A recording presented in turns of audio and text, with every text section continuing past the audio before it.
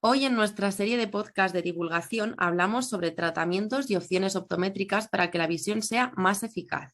Para ello contaremos con la participación de Javier García, presidente de Amires, y de Elena Espinosa, directora de la Clínica Optometría y Terapia Visual Elena Espinosa de Albacete y especialista en terapia visual y baja visión. Bienvenidos, Elena y Javier. Hola, buenos Buenos días. días. ¿Qué tal, Marta? Muy bien. En primer lugar, Elena, me gustaría saber una cosa muy básica y a la vez supongo que muy complicada. ¿Qué es la optometría? Muy buena pregunta, porque parece que nosotros lo damos por sabido, pero no todo el mundo conoce lo que es la optometría. La optometría es una ciencia sanitaria, se engloba dentro de los estudios de óptica y optometría, estudios universitarios de óptica y optometría. Y bueno, pues es una ciencia sanitaria que lo que nos permite es valorar el sistema visual. Lo que pasa es que vamos a valorar más la parte funcional del sistema visual, la parte de las patologías se va a encargar el oftalmólogo, el oculista, y nosotros nos vamos a encargar de la parte funcional, de esa parte más de optimizar. Y lo que buscamos siempre con diversos medios o con nuestros tratamientos es que el sistema visual pues funcione de la forma más eficaz posible, con el mínimo gasto energético y que sea un rendimiento además estable en el tiempo, etcétera, etcétera. Eso es lo que buscamos nosotros. No vale solamente leer, sino poder leer 30 minutos sin cansarnos, por ejemplo. Entonces, cosas así pues son las que nosotros nos tenemos que encargar de hacer que sean posibles. Entonces, ¿cómo podemos saber, como pacientes, digamos, si acudir a un oftalmólogo o oftalmóloga o a un especialista en optometría? Pues mira, hay que ir a los dos. Muy Si bien. yo te dijera, solo al optometrista, pues no, eso no está bien. Porque nosotros tenemos un ámbito y ellos tienen otro. Pero al final lo que tenemos que hacer es trabajar en conjunto. De hecho, el tratamiento perfecto para un paciente, una persona con baja visión, es que tenga su oftalmólogo, su optometrista y que además, que eso ya es por más de más, es que el oftalmólogo y el optometrista tengan una buena comunicación, porque al final a quien hay que sacar adelante y ayudar es al paciente. Y eso yo por suerte lo vivo bastante aquí en la consulta, en la clínica, que bueno, que yo soy muy de la comunicación interdisciplinar, ¿no? Y bueno, pues siempre me esforzaré siempre por mantener comunicación con todos los especialistas que llevan a un paciente. En este caso estamos hablando del oftalmólogo.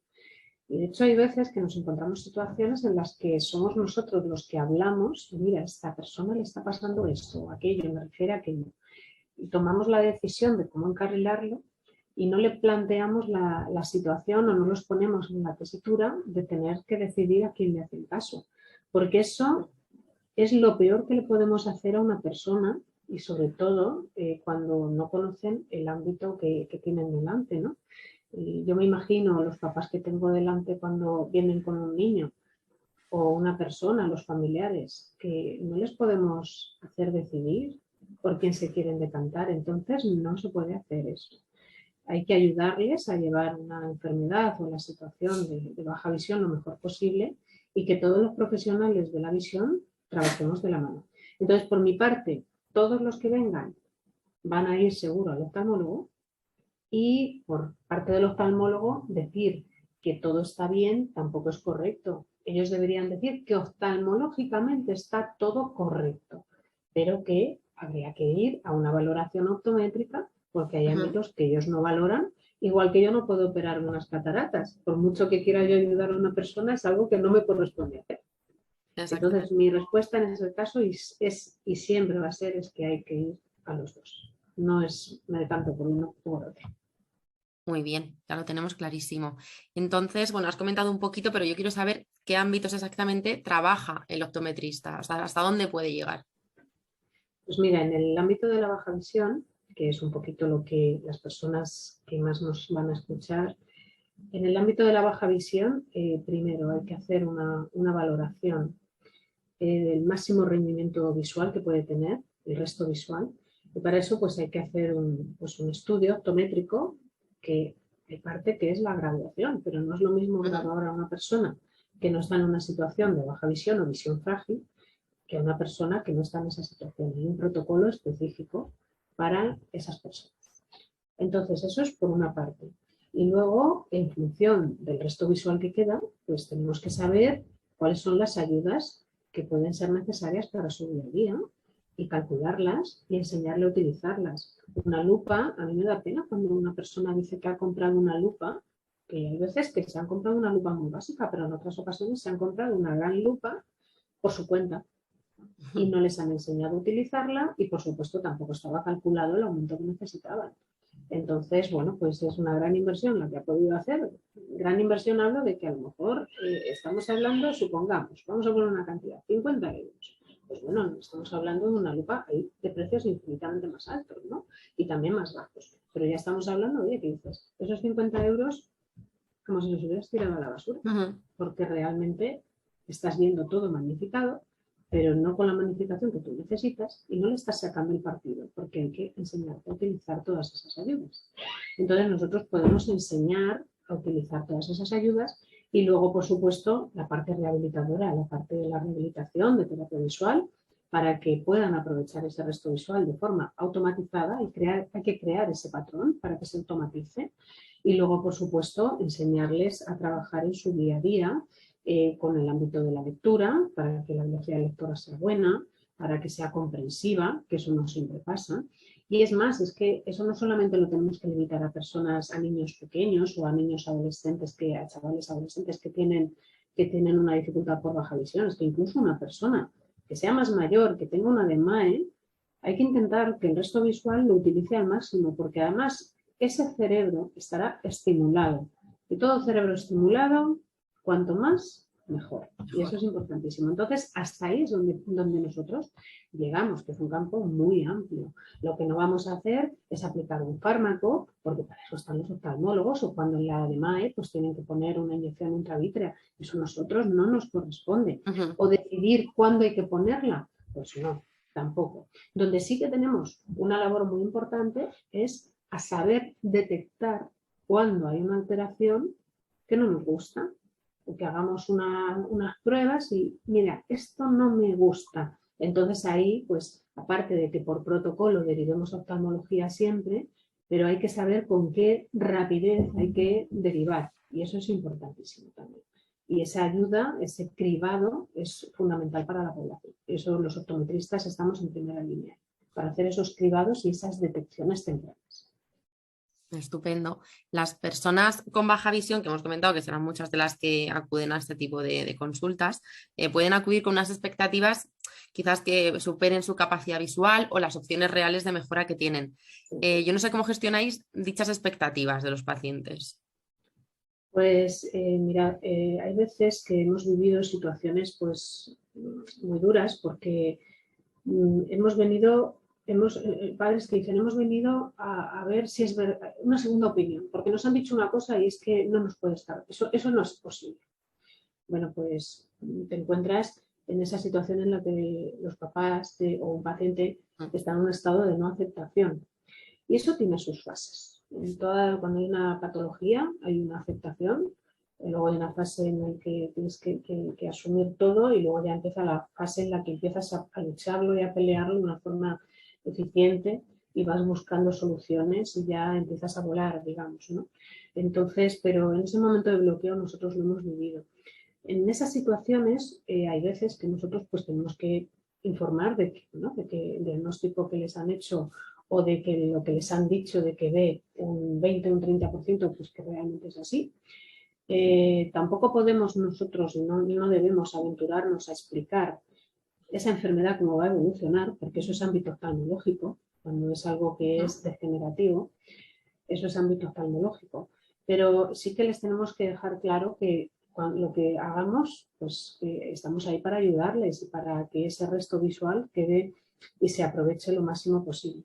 Lo que sí que es cierto es que en muchas ocasiones nosotros somos un nexo de unión muy importante con las asociaciones y dentro de las asociaciones con los psicólogos, porque en más de un caso pues hemos tenido que recurrir, informar de la existencia de una asociación, donde van a encontrar a personas que están en la misma situación, que eso les ayuda muchísimo.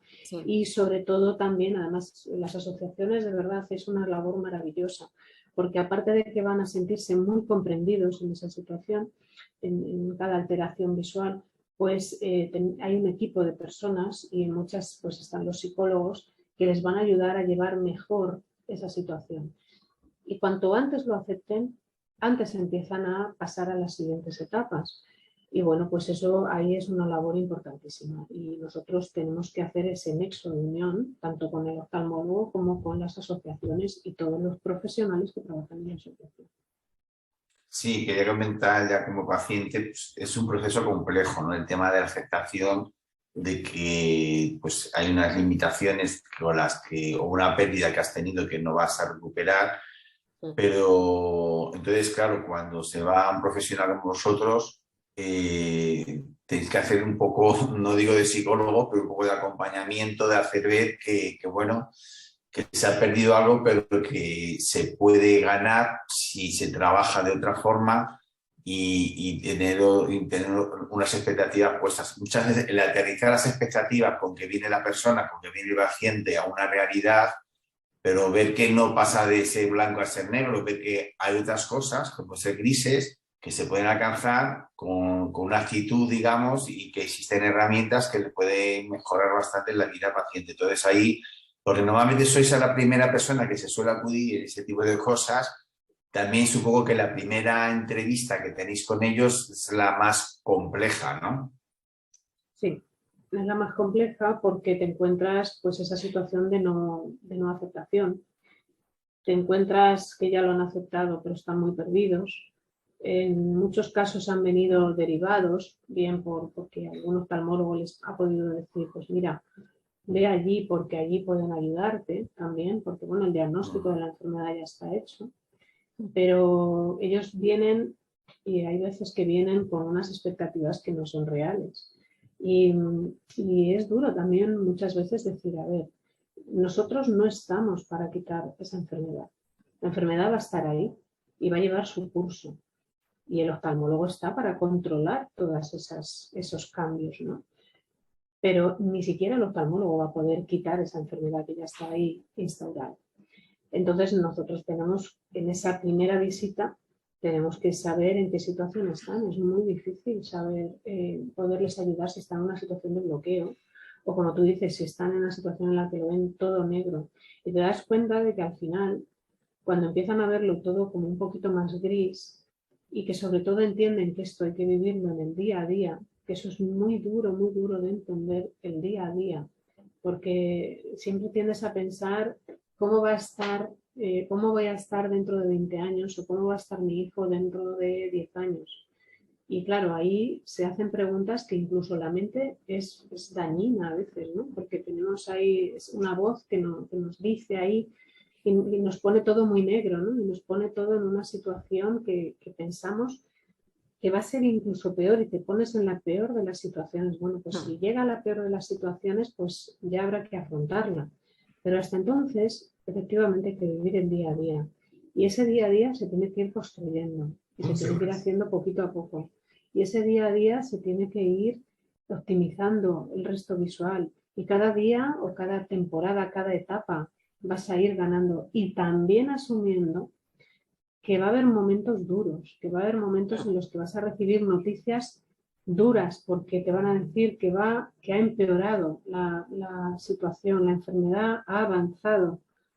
Pues evidentemente eso es durísimo, pero sabes que dentro de que avanza, pues tienes que ver hasta qué punto avanza.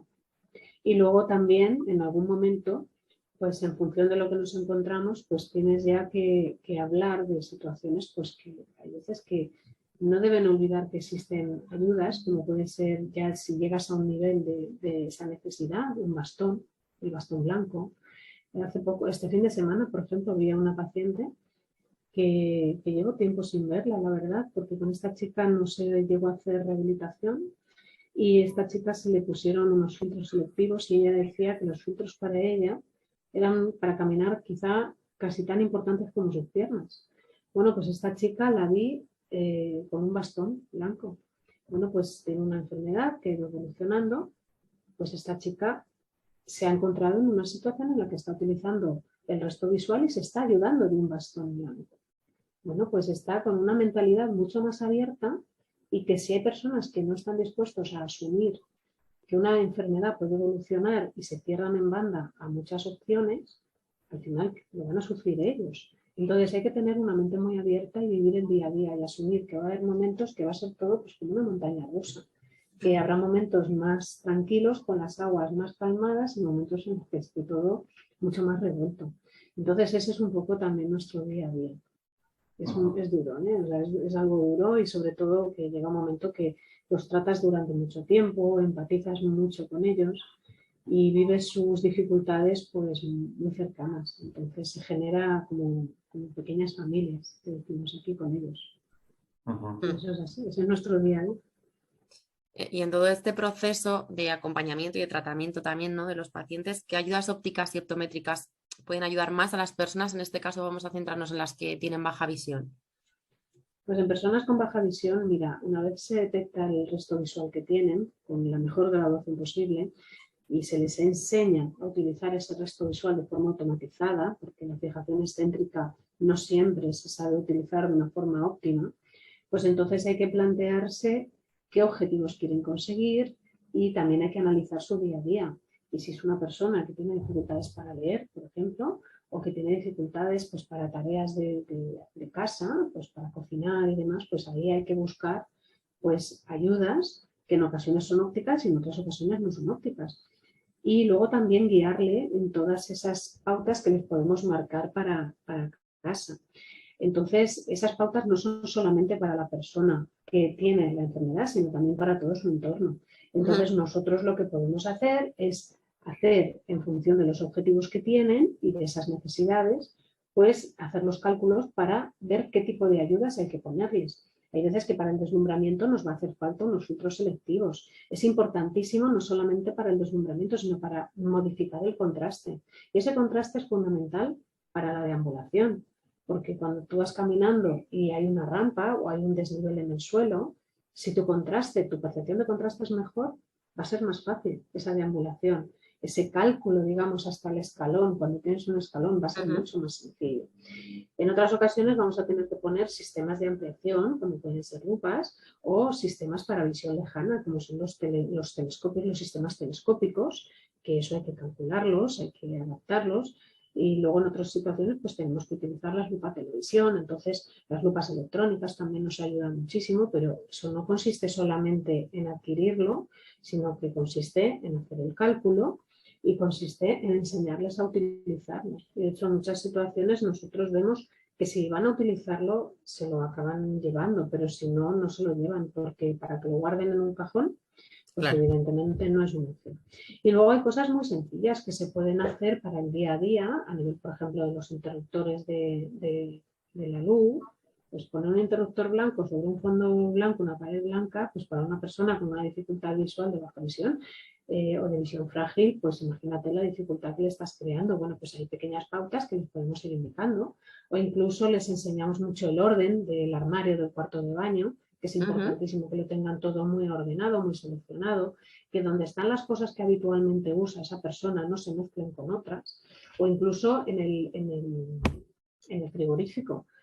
Pues algo tan sencillo como ordenar pescado por un lado en un tipo de tupper redondos, por ejemplo, y tupper cuadrado o por códigos de colores para que les sea mucho más sencillo, aunque los códigos de colores también tienen sus limitaciones porque si hay dificultad en la visión de colores tampoco va a ayudar. Pero hay cosas que nuestra labor optométrica es importantísima y podemos hacer todas esas cosas. Al final de cuentas lo que quieres es que su día a día sea lo más sencillo posible y que estén lo más adaptados a la sociedad posible. Porque lo que no pueden hacer es quedarse en casa llorando y lamentándose. Eso no es una opción para ellos. Ellos tienen que estar completamente integrados. ¿No es así? Sí. No hay otra. Has comentado una cosa muy importante que es con esa persona, con ese paciente que te llega, definir qué objetivos tiene ese paciente que quiere lograr, que creo que es muy importante, y también cuál es el estilo de vida de esa persona. Hay personas más activas, hay personas más retraídas y luego pues hay personas que necesitan de unas ciertas funcionalidades que otras no. Entonces, entender qué es lo que quiere esa persona y cuáles son los objetivos que os tenéis que marcar, digamos, el profesional con el paciente, quizás es de las primeras cosas que hay que hacer y tener muy claro, ¿no? Claro, y muy importante además, porque hay veces que vienen con objetivos que no son realistas. Es así, no es que nosotros seamos limitantes. Nosotros nunca jamás vamos a tener una actitud limitante para un paciente. Nunca jamás. Porque además incluso, aunque no se lo digamos, se nota. Se nota. Entonces, incluso nosotros se lo decimos a los papás. A ver, que no puedes tener una actitud limitante con tu niño. O sea, no lo mires como que tiene una limitación. Mírale como que tiene grandes oportunidades, ¿no? Porque además muchas veces el lenguaje no verbal se entiende más que el lenguaje verbal. Pero sí que hay veces que vienen con objetivos que no son completamente realistas. Entonces, pues ahí sí que hay que poner las cosas claras y aunque a veces seamos un poquito duros al poner esos objetivos realistas, pero sabemos que en el fondo no les estamos haciendo ningún daño, todo lo contrario, porque lo que no podemos hacer es que ellos se creen en su cabeza unas ideas de cosas que van a conseguir que no son posibles y luego hay que adaptarse a su día a día. Una persona si está trabajando y tiene una dificultad visual, ese trabajo hay que adaptarle y hay que ayudarle lo máximo posible para que lo pueda seguir desempeñando de la forma más eficaz posible. Y si de alguna manera hay cosas que no puede hacer, pues también hay que enseñarle o abrirle las vías a donde se pueden reubicar, digamos, ¿no? Decirle, pues mira, esto ahora va a ser más difícil, pero puedes hacer esto, puedes hacer aquello. Las ayudas con los ordenadores, los programas que ya generan una ampliación a nivel informático, pues hay muchas cosas que podemos hacer y que ellos desconocen. Sí, realista pero optimista, ¿no? Dentro de... Efectivamente, claro. Dentro de esa situación. Para llorar siempre hay tiempo, pero al revés, lo que hay que coger es estar con realismo y con optimismo para coger las cosas conforme vienen y lucharlas. Y los lamentos, el tiempo, las veces que sean necesarias, sí. Y si hay que llorar, se llora. Pero luego eso tiene su tiempo, se acota y luego para adelante. Y ya está. Y que la actitud es muy importante también. Hemos comentado, bueno, o has explicado sobre las ayudas ópticas y ahora querría saber un poquito más sobre las opciones de tratamiento optométrico que podemos encontrarnos. El tratamiento optométrico fundamentalmente te vas a encontrar con la terapia visual, la rehabilitación visual. Y en otras ocasiones también tenemos que poner, fíjate, dentro de las compensaciones de que pongamos ayudas ópticas, en muchas situaciones tenemos que poner lentes de contacto, lentillas, porque hay veces que te encuentras con niños con alteraciones que hayan nacido, por ejemplo, con una catarata. Entonces, pues tras la operación de la catarata, pues necesitan una lentilla y ahí la opción de una gafa no siempre es la más adecuada, tienes que poner lente de contacto. Y entonces, bueno, pues una vez has adaptado que eso es una parte de un tratamiento, yo lo entiendo como un tratamiento, no lo entiendo como una dispensación de lente de contacto, pero luego ya pues a partir de ahí valoras las ayudas y empieza todo un proceso de rehabilitación. Entonces ahí pues hay muchas cosas que tienes que trabajar. Tienes que ver si su capacidad de enfoque, en el caso de que todavía esté presente, porque no es una persona présbita, pues tienes que ver, en el caso de gente más joven, pues qué capacidad de enfoque tienen, que generalmente en baja visión está afectada. Tienes también que valorar cómo es la coordinación binocular y si existe, porque hay veces que te encuentras que si es un ojo muy afectado, pues la visión binocular es muy pobre o inexistente. Y hay veces que te da la sensación de que es inexistente y es inexistente de forma más central, pero a nivel periférico sí que tienes una visión binocular mucho más gruesa, mucho más burda y es muy importante también tenerla. Y luego también vamos a valorar muchísimo todo lo que es la eficacia de la motilidad ocular. La motilidad ocular es un sistema complejísimo y que tenemos que saber optimizarla, porque eso es lo que les va a permitir, y de hecho en el día a día es muy importante la agudeza visual, pero es tanto más importante unos buenos movimientos oculares precisos. Vamos a valorar ese contraste, cómo es su capacidad de contraste. Y a partir de ahí, eso ya no se trabaja con terapia, se trabaja con los filtros. Pero claro, tenemos que utilizar los sistemas adecuados durante el proceso rehabilitador. Si ese contraste es bajo, vamos a trabajar en terapia visual con los filtros que sean necesarios. Entonces, bueno, pues ahí hay una serie de habilidades y luego las habilidades visoperceptivas que muchas veces están también reducidas, pero ahí ya en ocasiones nos encontramos pues porque realmente ha habido como una inactividad, ¿no? Sobre todo si es en personas más mayores.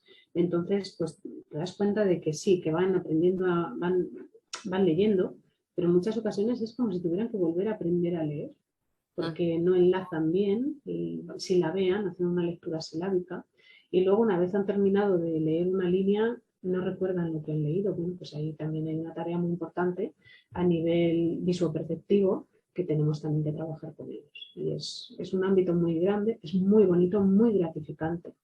En ese sentido somos muy afortunados, ¿eh? Yo desde luego siempre lo digo, mi equipo y yo somos personas que somos muy afortunadas porque trabajamos en un ámbito que es muy bonito y que tenemos muchas satisfacciones, ¿eh?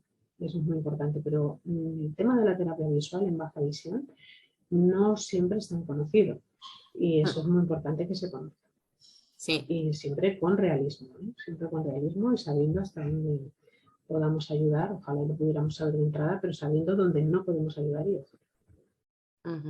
Antes has comentado brevemente el papel de las nuevas tecnologías de las que disponemos actualmente. No sé qué papel juegan como herramientas para trabajar la baja visión. Las nuevas tecnologías, ¿te refieres, por ejemplo, a sistemas de ayudas electrónicas, por ejemplo? Sí, por ejemplo. Sí, muy importantes. Mira, hay sistemas de lupas electrónicas, las lupas televisión, son sistemas ya muy avanzados porque además te encuentras que no solamente van a generar una ampliación, sino que además ese aumento es variable, lo puedes variar en función de la necesidad, puedes variar el contraste. Luego también se está trabajando mucho con gafas de realidad aumentada, que son sistemas también muy avanzados, es como una gafa parecida a la V, y realmente pues llevan unos sistemas para colocar la imagen que se recibe en la zona útil del campo de visión. Y luego, bueno, pues hay sistemas ya que son mucho más avanzados, pero que todavía se aplican en casos, se están aplicando, y ahí sí que os digo, yo no tengo experiencia clínica ahí, que son los implantes biónicos. Ahí sí que hay personas, hay una persona en especial que ha trabajado muy bien, es que trabaja muy bien ese tema, en la Sociedad Española de Especialistas de Baja Visión, y bueno, que ha presentado algún caso, que es Carol Camino, y ella, por ejemplo, sí que ha trabajado con pacientes, pero eso ya estamos hablando de personas que están en situación de ceguera.